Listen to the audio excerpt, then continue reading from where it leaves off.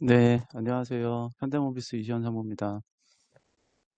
어, 현대모비스 광고가 나오고 저희 현대모비스 쪽에서 이 발표를 맡게 돼서 여러 가지로 이제 저희 회사에서 주관을 하고 후원을 하고 또 기술적 요소에서 제가 할 수 있어서 하여튼 영광된 자리라고 생각되고요.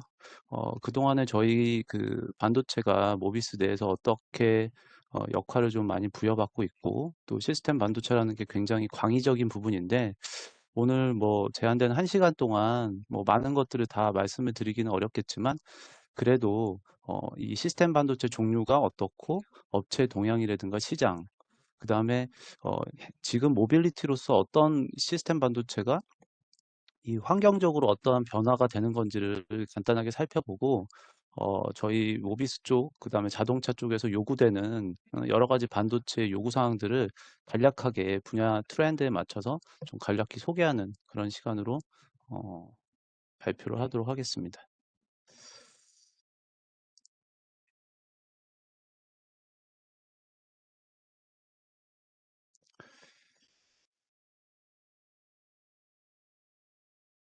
네, 그러면 잠시만요.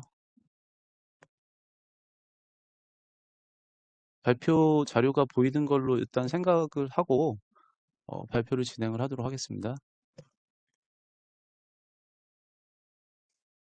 일단 그 오늘 목차는 한 세 가지 큰 덩어리로 말씀드릴 수 있습니다. 그 뭐 시스템 반도체 개요에 대해서 말씀드리는데 앞에서도 말씀드린 대로 뭐 여러 가지 반도체가 굉장히 많습니다. 그 분류를 하고 시장 전망, 그다음에 산업 동향에 대해서 간략하게 살펴볼 예정이고요.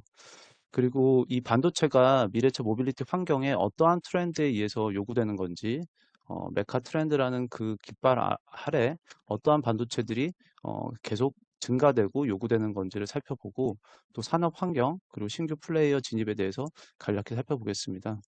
그리고 앞선 그 메카 트렌드에 맞춰서 이 모빌리티, 일렉트리피케이션, 커넥티비티, 오토노머스 이런 네 가지 범주에서 어떠한 시스템 요구 사항의 반도체들이 있는지를 소개 정도 그리고 유사 사례로 케이스 스타디 한 세 가지 정도로만 좀 말씀을 드리고 마무리 짓도록 하겠습니다.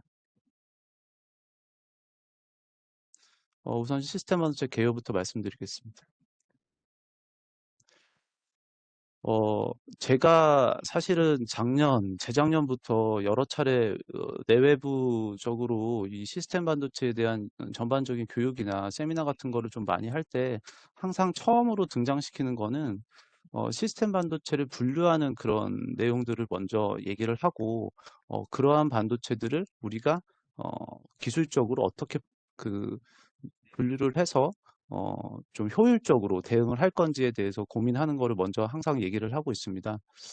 그 여러 가지 뭐 컨설턴트나 회사나 뭐 다양하게 이 제품에 대해서 사용된 용어가 다르지만 저희 그 차량용 반도체 입장에서 그리고 이 티어원 입장에서는 이 사다 쓰는 제품도 있고 개발하는 제품도 있고 그다음에 효과적으로 공동 개발하는 그 개발 제품들이 막 혼재 있기 때문에 이 구분제는 이 기준 자체가 굉장히 중요하다고 생각해서 항상 저는 이 차량용 반도체 분류부터 정의를 하고 그 이후로 시스템 반도체에 대해서 뎁스 있게 좀 내려가는 방법으로 좀 오늘 얘기를 드리고 싶습니다.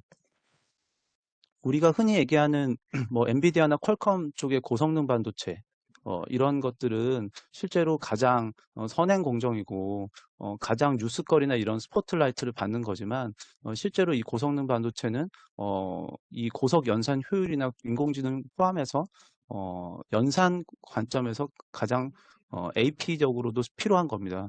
시스템 반도체를 이 고성능 반도체랑 연계를 했을 경우에는 굉장히 복잡하고 그 분류하는 그 개발 체계가 잡히지 않기 때문에 저희 시스템 반도체는 고성능 반도체를 제외한 즉 밑단의 특화 SoC, MCU 등의 소프트웨어가 올라가는 SoC랑 그 소프트웨어가 올라가지 않은 ICU를 분류를 해서 저희가 개발 범주로 이제 생각을 하고 있고요. 시스템 반도체 외에도 지금 전력 반도체, 그다음에 디스크리트 기타 소자, 그다음 메모리 반도체 등 이런 차량용 반도체에는 이런 5가지 정도로 큰 구분을 할 수 있습니다. 각각의 기능 정의, 그다음에 제조 공정, 또 시스템에서 요구되는 어떤 가장 엔드 단의 그 퍼포먼스, 그 다음에 그거를 이루기 위한 핵심 역량으로 구분을 할 수 있겠고, 실제 시스템 반도체에서는 SoC 쪽은 결국에는 CMOS 65나노 이하 14나노까지 한 65에서 28까지가 MCU 쪽도 포함되기 때문에 제조 공정은 한 이 정도 되고요.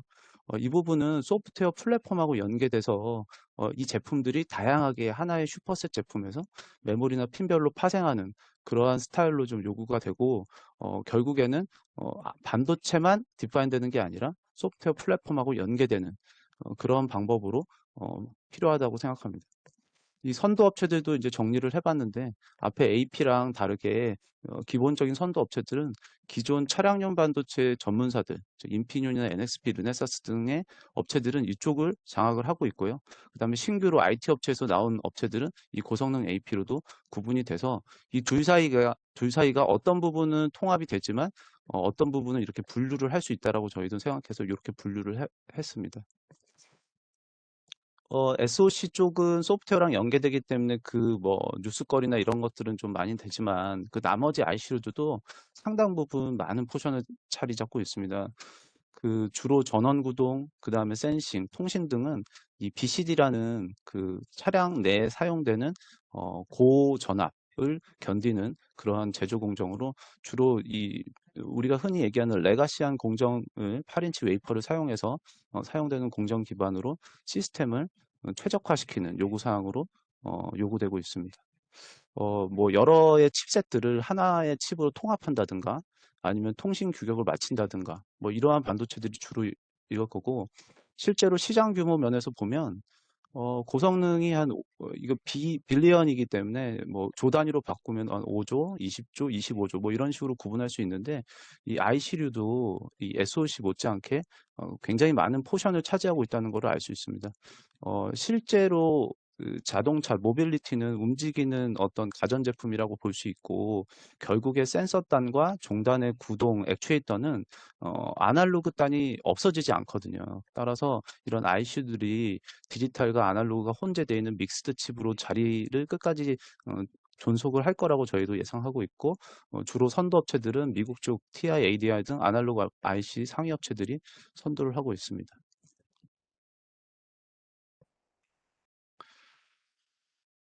전체 시장 전망을 간략하게만 좀 인사이트를 받기 위해서 분류를 해봤습니다. 그 20년과 25년도 보면 이거는 전체 차량용 반도체가 아니고 전체 글로벌 반도체 시장 규모입니다. 그중에 차량용은 20년 기준으로는 약 8.2% 정도를 차지를 하고 있고 한 40조 이상 되는 큰 시장입니다. 우리 그 어떤 성장률 면에서는 가장 높습니다. 전 산업군에서 가장 높은 수준으로 성장이 기대되고, 그래서 모든 사람들이 또 관심도 많고 있지만, 그럼에도 불구하고 전체 반도체 시장에서 12.3%밖에는 차지를 하고 있지는 않습니다. 즉 10개 중에 하나 정도만 차량용 반도체고, 나머지 거는 뭐 서버라든가 모바일 쪽, 뭐 이런 PC 이런 것들이 대부분 차지하고 있어서 이런 큰 성장률의 한 10%가 조금 넘는 그런 시장 규모로 볼 수 있습니다. 이 중에서도 시스템 IC, SoC, 전력 반도체 등은 아까 말씀드린 그 시장 규모 전체로 보시면 이해할 수 있을 것 같습니다.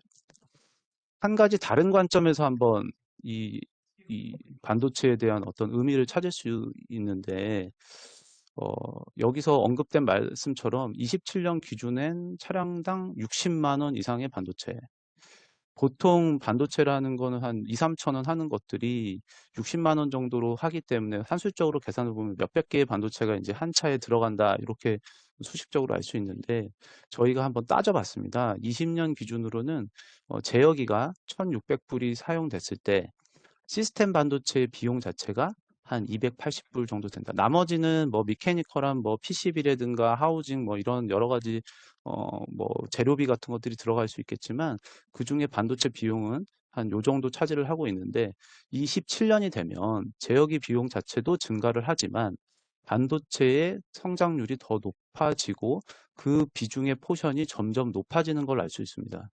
그 중에서도 제가 아까 말씀드린 시스템 IC의 포션, 그다음에 시스템 SoC의 포션으로 정리를 할 수 있겠고, 종합적으로 말씀드리면 시스템 반도체는 전체 차량용 반도체 내에서도 좀 가장 큰 성장률을 어, 가지고 있다. 그리고 전체 제어기 비중에 봄 코스트에도 뭐 25% 이상 그 차지를 하는 그런 평균 비용적으로도 산수를 할 수 있다라고 좀 정리를 해보았습니다.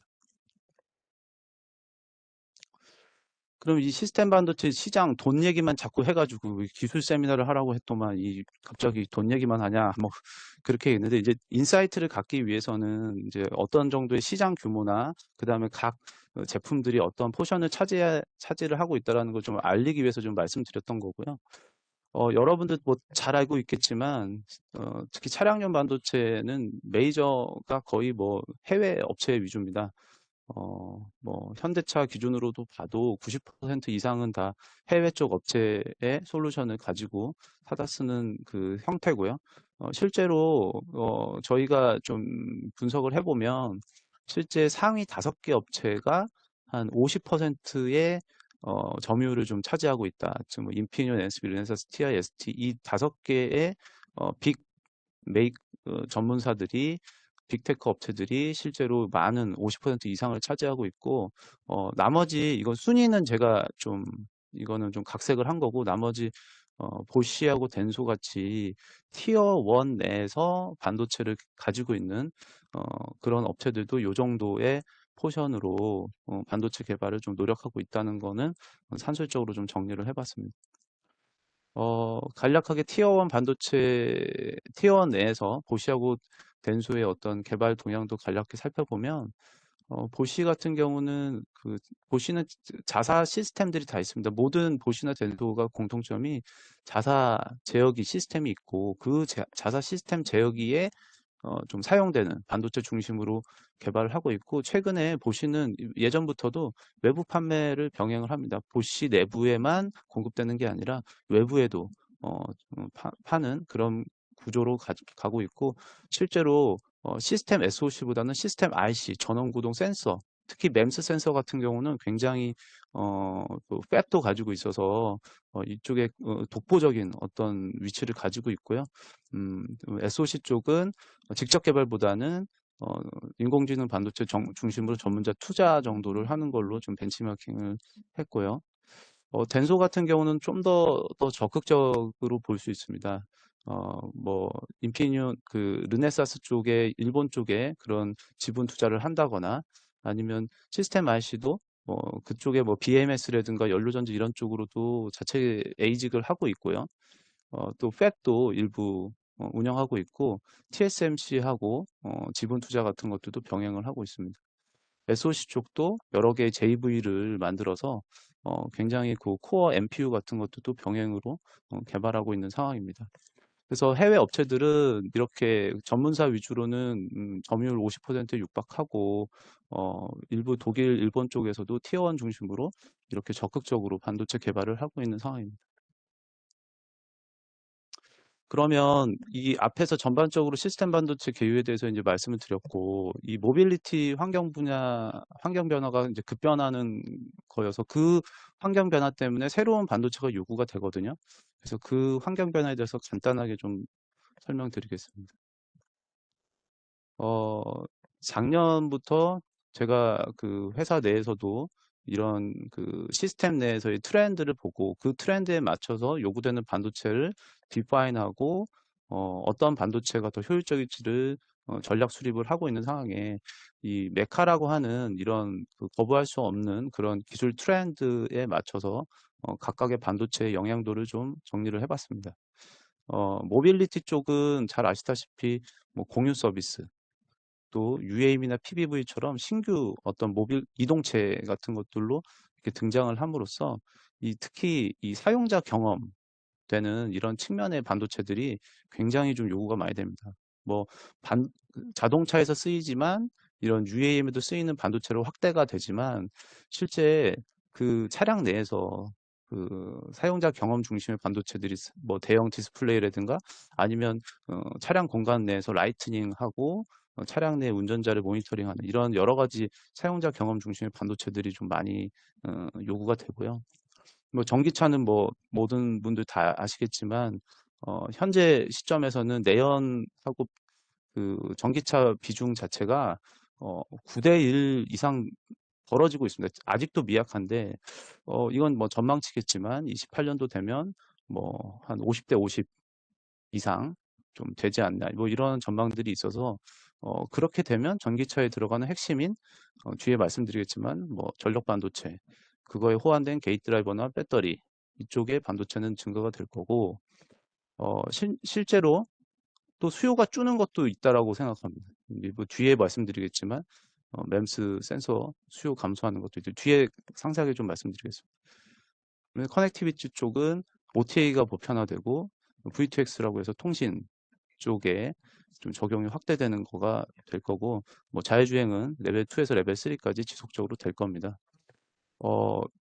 실질적으로 예제를 램스 좀 증가되는 거는 여러분들이 좀 많이 했지만 어떤 식으로 감소되는지에 대해서 수치적으로 좀 뒤에 좀 정리를 좀 간략하게 이그젬플로 좀 보여드리겠습니다.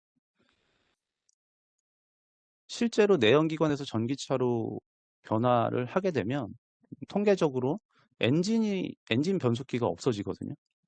대신 배터리랑 모터가 들어오는 거죠. 간단하게 보면 이럴 수 있습니다. 근데 예전에 엔진하고 변속기를 구동하기 위해서는 각각의 유량이나 위치 이런 판단을 하기 위해서 수많은 센서들이 쓰였습니다. 즉, 한 100개 정도의 트레디셔널한 그 IC 컴포넌트가 사라질 거다. 그리고 41개의 뉴 컴포넌트가 생길 거다. 즉, 잃는 게 더, 없어지는 게 더 많고, 늘어나는 게 더 적습니다. 일례로, 이게 내연기관에서 사용된 램프 센서는 파워트레인, 그다음에 세이프티 해가지고 수많은 유량 센서, 그다음에 산소 센서, 어마어마한 센서들이 많이 쓰여서 이런 식으로 램프 센서가 요구가 되는데 배터리는 오히려 더 심플해졌습니다. 배터리에 대한 고장 진단이나 이런 것들에 대한 센서만 필요하고 또 모터만 되기 때문에 수량적으로 봤을 때는 램스 센서 기준에서는 이렇게 전기차로 되면서 줄어들어서 부품 수가 줄어드는 그런 이그젬플도 있다라는 거 다시 한번 말씀을 드리겠습니다. 그 앞에서 얘기한 그 트렌드의 메카 트렌드는 기술적으로 거부할 수 없는 트렌드지만 우리가 어떤 그 개발을 할 때도 굉장히 산업 환경도 굉장히 많이 바뀔 거다라는 겁니다. 즉, 이거는 그 시장 분석 자료를 제가 좀 인용해서 말씀을 드리는 거지만, 신차 개발이나 양산 유지 같은 것들이 굉장히 텀이 길었어요. 그런데 이것들이 굉장히 레피들리하게 줄고, 특히 중국 쪽의 그런 그 신차들은 굉장히 개발 기간이 줍니다. 그래서 이거는 좀 과장될 수 있다고 저는 봅니다만, 어쨌든 개발 기간과 양산 유지 기간이 점점 짧아진다. 이러한 트렌드를 읽어서 또 한 가지 또 인사이트는 완성차와 그다음에 시스템 반도체 파운드리 오사트까지 이 서플라이 체인이 굉장히 다변화가 될 거다랍니다. 사실은 이 부분은 과장이 많다고 봅니다. 이 OEM에서 전체 시스템을 이렇게 다 한다. 이건 절대 아니고요. 그 OEM에서 특정 제역이 특정 반도체는 이렇게도 해봤다. 이렇게 이해를 하셔야지 이 부분이 그 OEM은 모든 걸 다 이렇게 한다? 절대 아닙니다. 그거는 절대 있을 수도 없고요. 이 대부분의 완성차 업체 구조로 7, 80%는 저는 간다라고 보지만 이쪽의 OEM들은 실제로 OEM에서 시스템 개발까지 또는 반도체 설계까지 일부 제품에 대해서만입니다. 그리고 어떤 쪽에서는 또 OEM은 OEM 역할과 티어 1에서 반도체 설계까지 심지어는 서플라이 체인까지 다 한다고 하는데 이 부분은 굉장히 과장된 부분이 있고요. 해서 결국에 완성차가 이 파운드리까지 좀 케어를 해야 되는 그런 서플라이 체인이 다변화되고 굉장히 컴플렉스티비티가 높아지는 그런 추세로 산업 환경이 변하고 있다는 걸 알 수 있습니다. 파운드리 쪽의 내용도 잠깐 살펴보면요. 글로벌 파운드리 시장 점유율을 봤을 때 물론 TSMC 삼성이 있긴 하지만 1, 2, 3, 4, 5등이 뭐 포션 자체가 한 뭐 50대, 20대 뭐 요 정도 되겠죠. 그래서 글로벌 파운드리, UMC, SMIC, TSMC 이 네 가지, 삼성을 좀 예외를 했습니다. 이 네 가지의 케이스를 뭐 시장 분석 자료에서 봤을 때 TSMC와 글로벌 파운드리가 스마트폰과 이거는 하이 퍼포먼스 컴퓨팅입니다. 이게 서버형 이제 제품이고, 이제 오토모티브로 봤을 때 전체 44%가 스마트폰에서 나오고 하이 파워 컴퓨터는 37%, 오토모티브는 4%밖에 안 됩니다. 지금 현재 21년 기준에서 TSMC가 오토모티브 향으로 4%밖에는 못하고 있는 거죠. 하지만 이 성장률 측면에서 봤을 때는 가장 큰 성장률을 가져갈 수밖에 없다. 그리고 그러고 있다. 심지어 글로벌 파운드리는 187%라는 어마어마한 성장률을 가지고 파운드리 자체에서도 코로나라는 그 시점 기준으로 자동차 분야에 큰 성장률을 드리븐하고 있다. 그걸 OEM하고 직접 간접이든 투자 같은 것들을 병행해서 오토모티브 쪽으로 굉장히 많은 포션으로 좀 확대를 하고 있다라는 거를 좀 잘 알 수 있습니다.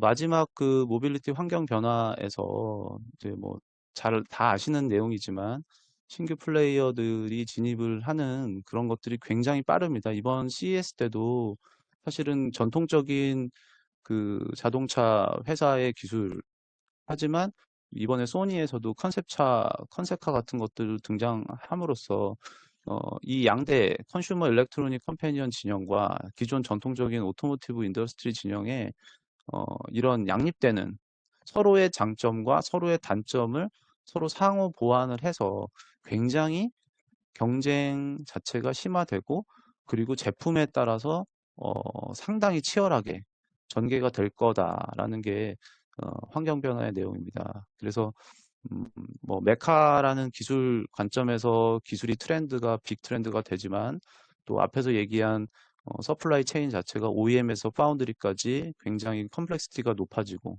그리고 이런 자동차 쪽에 신규 플레이어들이 진입되는 이런 큰 빅 환경 변화가 시스템 반도체 내에도 있다라고 합니다. 한 20분 정도 이 밑밥을 깔았다고 해야 되나요? 어쨌든 뭐 이런 그 종류와 시장, 그다음에 이 시스템 반도체를 둘러싼 여러 개의 서플라이 체인 구조, 이런 것들은 우리가 어떠한 반도체를 하냐의 관점에서 지속적으로 모니터링하고 또 이해를 해야지만 실제로 의미 있는 제품을 디파인하고 그거를 트렌드를 읽고서 캐치업 할 수 있기 때문에 앞부분을 이렇게 좀 정리를 좀 해봤습니다.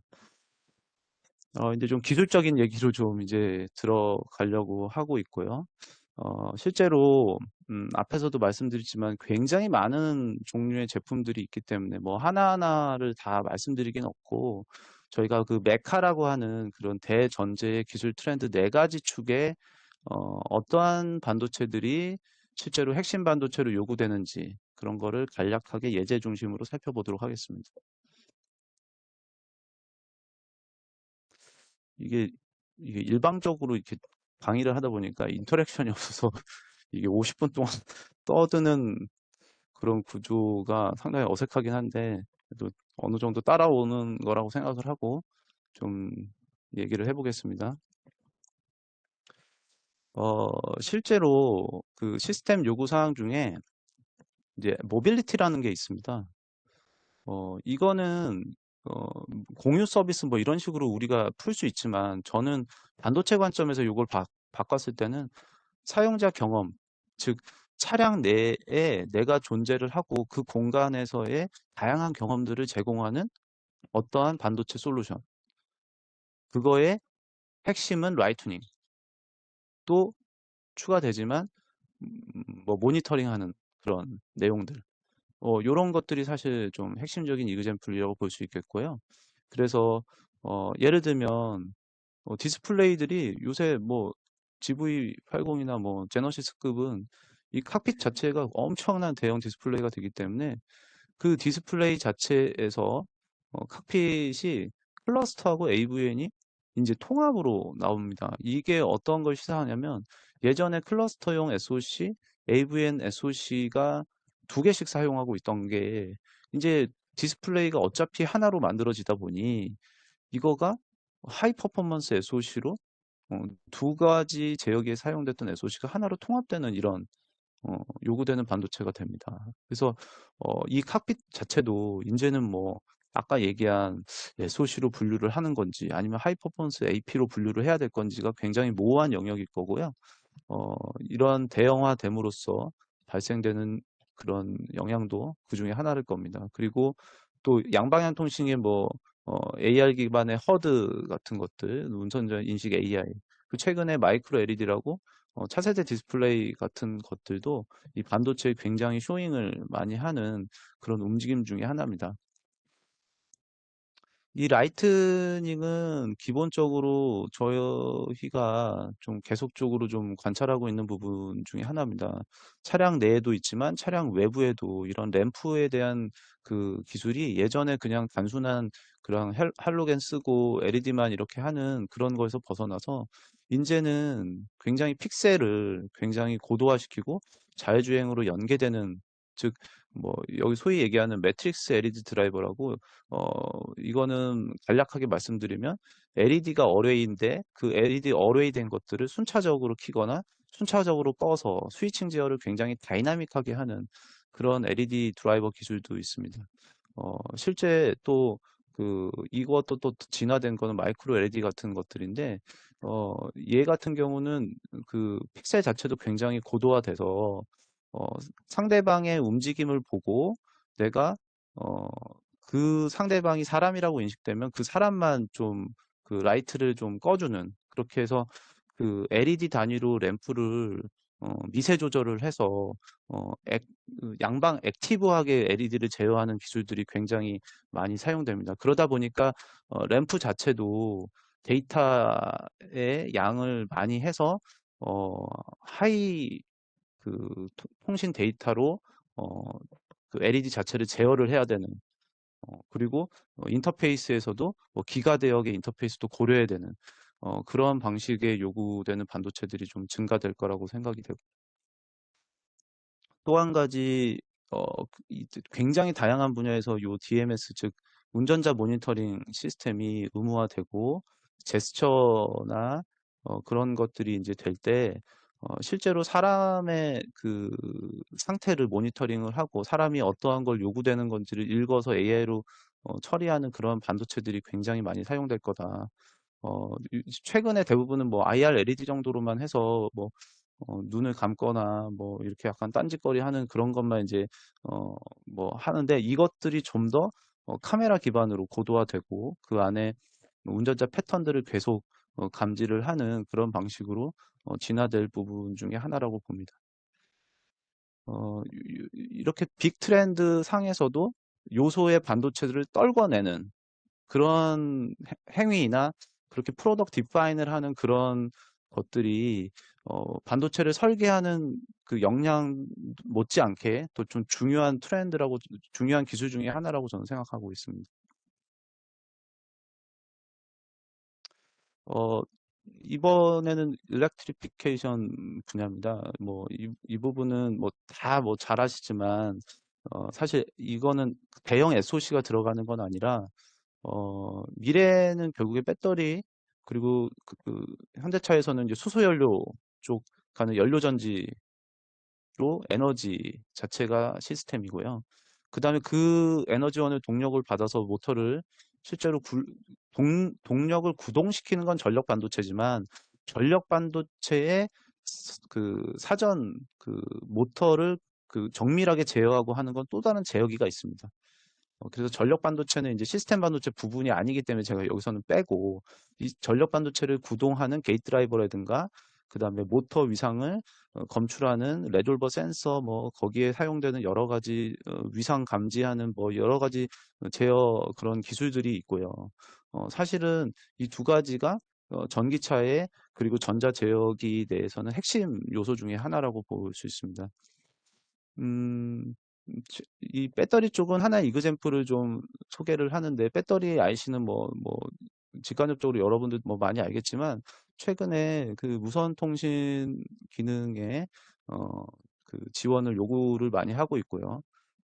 그리고 최근에 그 폐배터리를 리유스하는 어떤 산업도 동태되기 때문에 이 배터리에 대한 정밀도를 증가한다거나 아니면 이 또 배터리가 불나는 걸 방지하기 위해서 서지 강건성 증가 이런 것들이 굉장히 어, 고도화돼서 요구가 됩니다.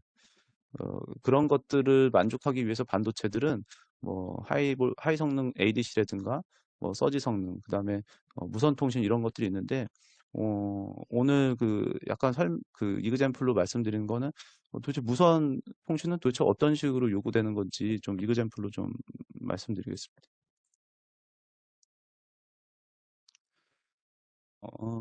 실제로 유선과 무선을 간략하게 좀 두 가지를 살펴보면요. 사실은 요렇게 돼 있습니다. 이게 뭐냐면 이제 보드가 이렇게 이게 하나의 보드입니다. 하나의 보드고 이제 메인 제어 보드가 있는데 저희가 그 배터리를 모니터링하는 보드가 그 각 그 차체 전체적으로 배터리가 이렇게 퍼져 있기 때문에 배터리에 가장 근접해서 전압하고 전류를 체크하는 이 센싱 보드도 각 곳곳에 이렇게 퍼져 있습니다. 그래서 이거를 원보드 형태가 아니라 센싱 보드가 이렇게 전체 차에 퍼져 있는 디스트리뷰션 되는 형태로 보드가 구성이 되고 실제로 메인 제어기의 MCU가 어떤 정해진 통신을 이 케이블을 가지고 대시 형태, 대시보드 데이시 체인 형태로 1번 센싱부터 뭐 10번 센싱까지 이렇게 데이시 체인으로 구성을 해서 전압 전류 정보들을 이렇게 취합하고 하는 형태로 이 BMS 시스템이 구성이 되는데 여기 검정색 부분이 이제 센싱 IC입니다. 보통 어, 아이오닉 기준으로는 이 칩들이 뭐 10개 이상, 16개씩 들어가기 때문에 지금은 이제 8개로만 저희가 구성을 했어요. 이게 보통 하나의 칩이 한 40볼트씩 커버를 하거든요. 보통 40볼트씩 커버를 하는데 한 뭐 480볼트 정도까지 이게 직류로 연결되어 있기 때문에 칩이 계속 이렇게 늘어날 수밖에 없습니다. 그래서 BMS 그 IC 자체가 굉장히 전기차에서는 물량이 많이 나오는 분야 중에 하나입니다. 그래서 이런 케이블도 계속 늘어나니 이게 너무 좀 비효율적이다. 이게 뭐냐 해서 한 4, 5년 전에 미국 GM이 ADI 같은 큰 업체랑 좀 연계를 해서 선을 다 없애버리자.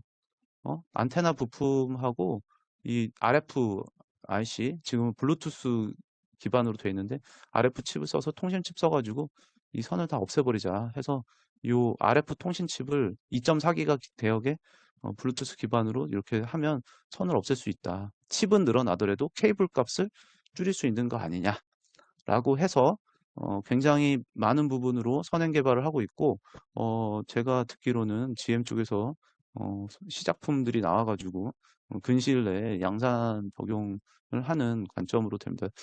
다만 이게 문제가 뭐냐면 이렇게 RF가 안에 쉐딩이 되기 때문에 그 데이터 자체가 굉장히 그 유선보다는 좀 에러가 발생될 수 있어서 실제로는 좀 안정성 측면에서는 그리고 또 EMC 측면에서는 굉장히 좀 불안한 부분이 있어서 음, 다음에 소개드리는 그런 이런 뭐 원거리 무선 말고 니어필드 커뮤니케이션이라고 해서 실제로 이게 하나의 반도체 셀입니다. 반도체 셀인데 이렇게 반도체 하나가 반도체 셀 위에 이렇게 스티커처럼 이렇게 탁 달라붙습니다. 스티커처럼 탁 달라붙으면 실제로 이 버스바 안테나 어레이로 해서 이게 이제 직렬로 이게 셀들이 다 연결되는데 셀 하나하나 이 칩세트를 다 올리고 이 셀의 전압 전류 모니터링을 해서 이 안테나 바 형태로 그 아까 메인 컨트롤로 이렇게 전달을 하는 어, 아까 블루투스 2.4기가가 너무 좀 무선이니까 좀 안정성의 측면이 불안하니 우리 이게 버스 태그하고 비슷한 거거든요. 이 NFC라는 니어필드 커뮤니케이션이라는 기법을 사용해서 영국의 모 업체가 요 칩을 프로모션해서 이런 식으로도 BMS 제어를 효율적으로 하는 그런 기술을 선보이고 있습니다.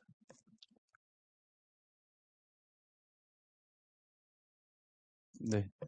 그래서 일단 일렉트리피케이션은 그렇게 BMS나 하고 모터 쪽은 뭐 좀 더 자세한 거는 좀 여기선 생략을 해서 전기차 부분은 좀 이렇게 좀 넘어가고요. 커넥티비티 분야도 사실은 굉장히 좀 뭐 많은 요구 사항은 있습니다. 여기서 뭐 다 열거를 하기에는 어려운 부분이 있어서 요것도 이그젬플 위주로 좀 간략하게 소개만 하는 거고, 대략적으로 살펴보면 결국에는 차 안에 유무선 통신 제어가 들어갈 거다. 특히 무선 쪽은 LTE 모뎀이 필수적으로 5G까지 요새는, 그다음에 V2X까지 이런 트렌드가 있고요. 유선 쪽은 실제로 무선에서 들어온 데이터를 유선의 여러 가지 제어기로 뿌려주는 게이트웨이 제어기 형태의 그 유선 통신 통합의 요구사항이 굉장히 큽니다. 그러다 보니까 옛날 서버에서 이렇게 막 채널을 막 분리하고, 이더넷 채널이 막 예를 들어서 10기가 들어왔는데 1기가짜리 뭐 4개는 이쪽으로, 뭐 5G는 이쪽으로 하는, 그렇게 분배 네트워크 스위칭하는 그런 게이트웨이도 요구되고 있어서, 그런 부분에 뭐 네트워크 SOC라든가 뭐 이더넷 스위치 같은 것들의 칩들이 지금도 사실은 개발을 하고 있고 양산 중인 제품도 있습니다. 오늘 이그젠플로 말씀드릴 거는 그 인터페이스 쪽이어서, 예전에 저희 이와 세미나에서도 여러 개 했던 뭐 ASA 기반의 뭐 인터페이스인데, 사실은 이 부분은 굉장히 중요합니다. 이렇게 무선 유선이 되는과 동시에 결국에 차량 자체가 이제는 뒤에 말씀드리겠지만 엣지 단과 센트럴 단 간의 어떤 그 데이터가 증가되는 거는 피할 수가 없거든요. 그러다 보면 지금은 카메라 쪽만 데이터, 고해상도 영상 데이터가 있어서 이거를 송수신하는 역할로 서데스를 쓰지만, 실제로 아까 램프 같은 경우도 어떤 제어 형태가 복잡할수록 센트럴 쪽에서 엣지 단으로 명령어 때리는 것들이 상당히 하이 데이터 레이트가 들어가기 때문에, 이런 인터페이스 기술들은 미래 모빌리티의 핵심 기술이라고 생각을 하고 있고, 실제로 그 이 서데스, 시리얼라이징, 디시리얼라이징 하는 이 기술은 지금 최근에 에이파이나 A사처럼 굉장히 많은 쪽으로 기술 개발이 필요한 부분 중에 하나라고 저희는 생각하고 있습니다. 뭐 상대적으로 이더넷 자체는 이미 어느 정도 규격화되어 있는데, 이 서데스가 오히려 좀 많은 기술 개발이 필요한 부분으로 생각되어서, 이 부분은 간단하게 좀 이그젠플 형태로 좀 보여드리겠습니다. 실제로 카메라를 보면요, 이제 카메라 센서가 있고, 그 센서 데이터의 영상 데이터에 그 센트럴 쪽 이슈가 존재를 할 겁니다. 이 센서 카메라는 지금도 많잖아요. 뭐 차량당 8개씩 들어가서, 지금 보면은 뭐 맥스로 산정했지만 전방 인식 카메라, 전방 카메라, 후방, 광각, 뭐 후측방 해가지고 맥스로 11개씩 혹시 들어갈 수 있다. 그런데 그 화소 자체가, 제가 지금 여기 이제 N으로 이렇게 다 가렸지만 이게 숫자입니다. 뭐 3메가짜리, 4메가짜리, 뭐 8메가짜리 뭐 이렇게 들어가면, 이 카메라의 원 데이터를 ISP 거치지 않고, 요새는 이제 이 센서 단을 굉장히 슬림화 시키는 그런 기술 기법이기 때문에 로 데이터로 전송을 해야 되는 그런 요구 사항들이 많고, 비단 카메라만 있는 게 아니고 종단의 액추에이터, 램프 같은 이런 종단의 아날로그 단에 있는 것들의 데이터 레이트가 올라갈 경우엔 이런 서데스 기술이 공고하게 또 쓰일 수 있다라고 생각이 됩니다. 서데스는 뭐 간단하게 뭐 병렬을 직렬화시키고, 그 직렬화된 걸 다시 병렬화시키는 이 보내는 놈과 받는 놈의 어떤 그래서 시리얼, 디시리얼 해가지고 서데스라는 기술이 있는데, 실제로 뭐 이 부분은 무슨 이유에 있어서인지 자동차 쪽에서는 굉장히 레가시한 그 미국 그 2개 업체에 종속이 돼서 굉장히 어, 좀 기술 개발에 그 업체의 디펜던시가 걸렸다고 해야 되나요?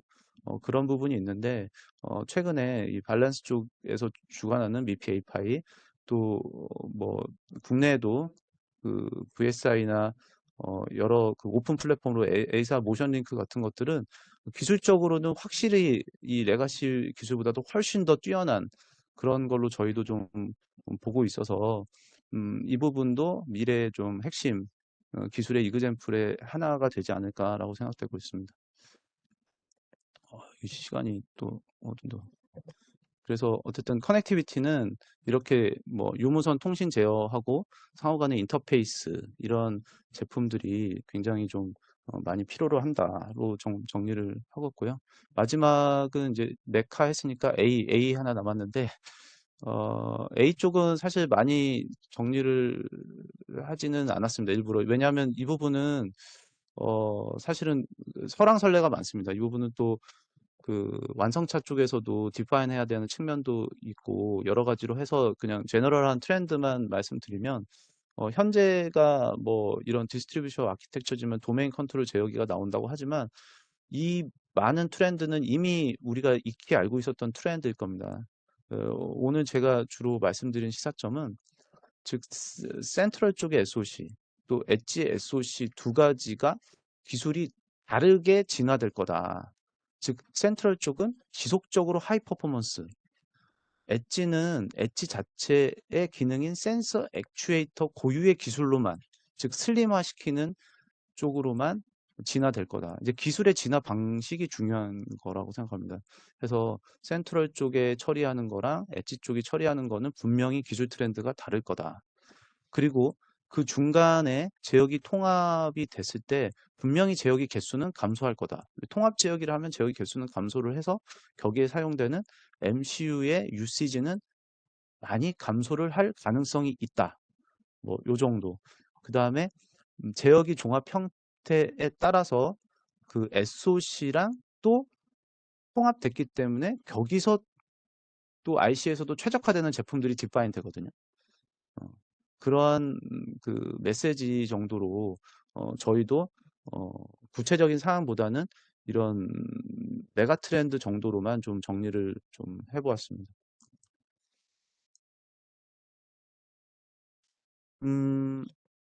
너무 이 메인 쪽 얘기만 해서 뭐, 뭐 최근에 이 세미나에서도 뭐 라이다 뭐 이런 얘기를 하는데 저도 라이다 쪽은 사실 저희 모비스 내에서도 라이다 쪽이랑 이제 같이 협력을 하고 있고 여러 요소 기술들에 대한 기술 검토 등을 좀 많이 하고 있는데요. 결국에는 가격의 문제, 그 다음에 릴라이빌리티의 문제라고 저는 보고 있습니다. 어, 전통적으로 라이다도 회전 방식, 그다음 비회전 방식으로 나눌 수 있는데 주로 모터 스캔이 이제 뭐 여러 가지 OEM의 양산 적용을 하고 있지만 최근에 이 솔리드 스테이트형 라이다의 출시라는 것 때문에 회전체가 없어서 비회전 방식은 거리는 짧게 할 수 있지만 가격을 효과적으로 줄일 수 있는 메리트를 하고 있어서 상당히 많은 그 OEE 그다음에 센서 업체들이 개발을 상당히 많이 하고 있습니다. 주로 이 솔리드 스테이트는 이제 2D 픽셀하고 이 에스페드라고 해서 이 저 싱글 포톤 어바란치 다이오드처럼 이게 이 어레이 포토 디텍터를 함으로써 이제 예, 그 솔리드 스테이트형 라이다를 할 수 있고 그다음에 선행으로 이제 이 FMCW라고 해서 실제 레이저를 이제 컨티뉴어스하게 쏘면서 좀 장거리를 좀 탐색하는 그러한 내용으로도 좀 발전을 하고 있습니다. 이런 아직 라이다는 어떤 기술의 수렴이 된 상황이 아니라 이런 솔리드 스테이트랑 FMCW 쪽으로 지속적으로 또 이 반도체 컴포넌트들이 디파인 될 거라고 생각이 됩니다. 이게 순차적으로 막 달려왔는데요. 제가 원래 이렇게 막 하는 사람은 아닌데, 마지막 장은, 저의 생각과, 그 다음에 여러 가지 기술 트렌드를 좀 요약을 해봤습니다. 오늘 말씀드린 거에서 우선 전장 전동화 중심으로 시장 급성장할 거다. 시스템 반도체에 대해서. 전장 쪽은 네트워크 기반의 통합 제어기에 들어가는 칩셋들, 아까 말씀드린 인터페이스, 그 다음에 라이트닝 하는 그런 램프형 제품들, 그 다음에 전동하는 뭐 배터리 모터가 되겠고요. 그 다음에 메인하고 센서가 양극화 될 거다. 센서는 무조건 슬림화 된다. 거의 더미 형태의 카메라가 되고 데이터만 고속으로 전송하는 기술로 간다. 그거를 수행했던 걸 메인 기능으로 통합한다. 그다음에 컨슈머 쪽 기술이 확대될 거고요. 모비스 내에서는 다양한 뭐 여기서 뭐 저희 반도체 전략 뭐 이런 걸 얘기 드리는 자리도 아니기 때문에, 하지만 확실한 그 생각들 이런 거는 좀 말씀드리고 싶은 게, 아까도 말씀드린 굉장히 종류가 많기 때문에요. 획일화된 방법론으로는 절대 접근이 불가하다. 선택과 집중을 해야 된다. 어떠한 제품은 이제 효과적으로 저희가 제품을 디파인하는 쪽, 어떤 제품은 저희가 설계에도 참여하는 제품들, 어떤 제품은 뭐 어떤 뭐 구매적으로 뭐 측면으로 이런 식으로 제품에 대해서 저희가 개발할 것들은 선택과 집중할 거다. 그다음에 당연히 그 파트너랑 함께 오픈 디벨롭먼트를 할 거고, 통합을 하되 굉장히 유연성을 생각해서 통합이 돼야 된다라는 게 저희가 생각하는 하여튼 방안 중에 하나입니다. 뭐 그래서 시스템 요구 사항에서도 기여할 수 있고, 설계에서도 저희가 여러 가지 협력 모델을 할 수 있어서 모비스 쪽 저희 시스템 반도체가 이렇게 다양한 제품들에 대해서 여러 가지 파트너사랑 지속적으로 개발하고 있고 디파인하고 있고 차량 적용에 좀 많은 부분들을 하고 있다라는 거는 뭐 지금 이 자리에서 다시 한번 말씀을 드리면서 오늘 세미나를 좀 마무리 짓도록 하겠습니다.